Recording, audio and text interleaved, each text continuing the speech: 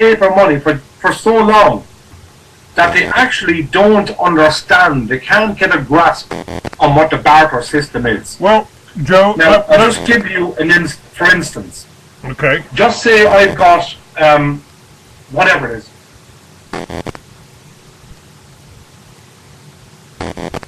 Oops, breaking up. You're breaking up on me, Joe. Okay. Okay, you're back. You're back. Okay, yeah. I hear you. Go ahead. Just say, for instance, I've got a sack of potatoes here. Say I've got 10 sacks of potatoes in my house, right? Yes. I don't need 10 sacks of potatoes. And there's someone down the street has 10 cars, right? And that person doesn't need 10 cars. So the obvious thing that you do is you give that person, because that person needs a sack of potatoes, you give that person a sack of potatoes for a car. But the problem with it is that people have allowed cash value to interfere. And they think, well, you know, that car is worth $3,000, your potato is only worth like €10. And there's the problem. It's in the Great Depression here. We survived the Great Depression pretty well in America. They stole all of our gold, if you'll remember. Yeah. You know, you had to turn all your gold into the banks. So the banks stole all your gold, and then they immediately doubled it from $16 an ounce to $32. So they doubled their money almost instantly there. That's right, Jeff. And 30% of Americans lived and worked on farms or ranches. They grew their own food, and they traded. You know, the whole plan behind Liberty Villages on my website is to go back to the barter system. If you grow your food, you can sell it in a restaurant, and you can trade it to your neighbors. You know, if one ranch is, they got one's a farm, and you got a ranch over there a few miles away, you trade the cattle for the food. Yeah. And then you don't, and if you're producing your own energy, you're making solar, you're making wind generators, you're carving them out in your barn or in your garage, then you don't really need the banksters for anything. They control the energy. And of course, then they'll make criminals out of you. You know, that's what our grandfathers were growing corn. They had a still. They were making alcohol. They were running their tractors and their Model A's and Model T's on it, and suddenly they became bootleggers and moonshiners. And they've done the same thing with the drugs. You used to be able to pay your taxes in this country with hemp. That's right. Yeah.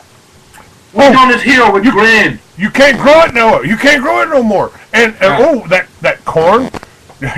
That you have to buy the genetically modified, you know, because the Terminator seeds won't grow again. You got to buy these seeds from Monsanto.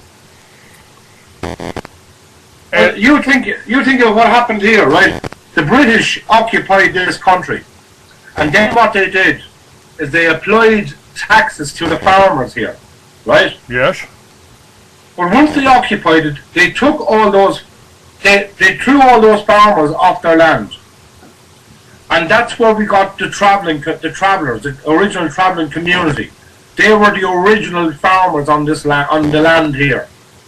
But they threw these people off the good land and sent most of them to, as the saying goes here, to hell or Connacht, right? And Connacht is over the west, and it's all stones. It's just all rock and stones. And then, whatever land that they had to grow, whatever they grew on it, they had to give part of that then to the British as tax, part of the crop. And all they had was stony ground. So, what's happened back then is more or less the same thing now.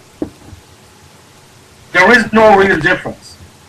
Now, where I'm living here, I'm living in a small housing estate. You know housing estates, I presume.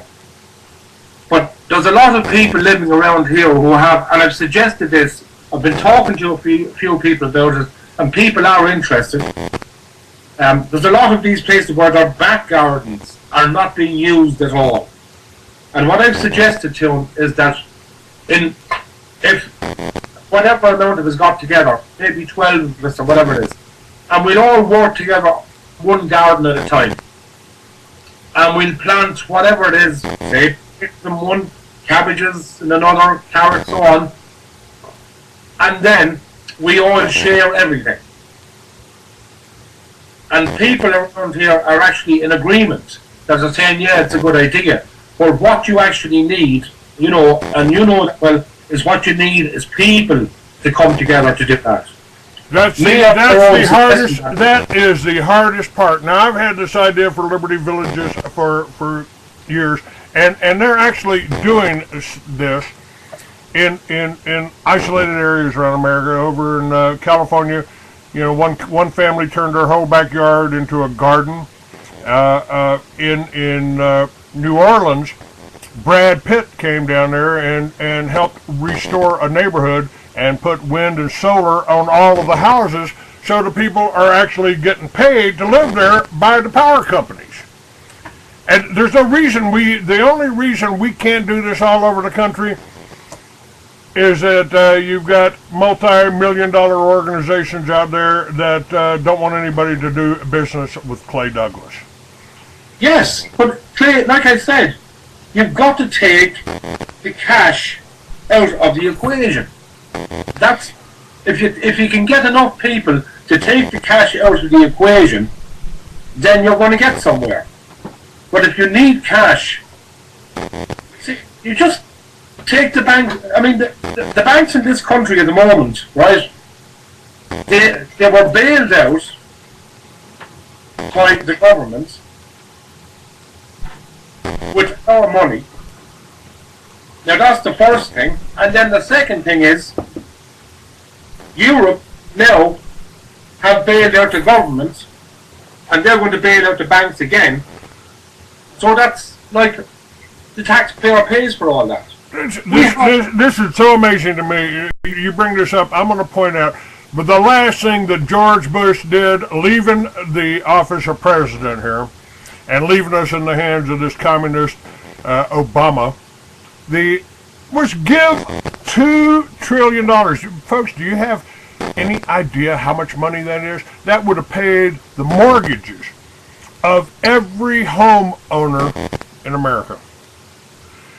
They gave it to the banks that own the Federal Reserve, that are part of the Federal Reserve System, and then they loan it back to you, so they not only made interest off the money that they gave to themselves, your grandchildren are going to be paying the interest on that money that you never saw, that you didn't have, till they have grandchildren. Their grandchildren will never pay off this so-called debt that we've got.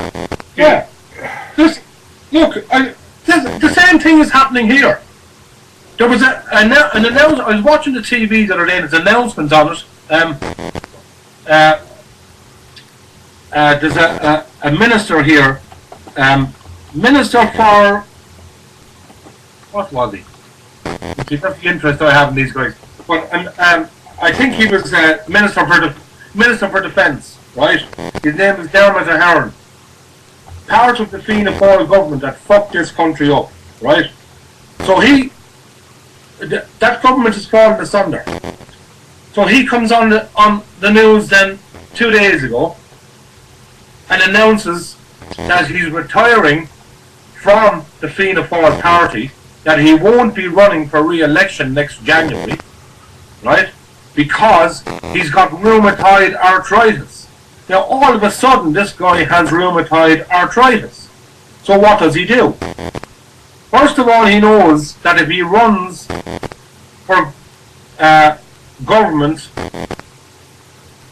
next year, that he's going to fail miserably. So his best option is to retire.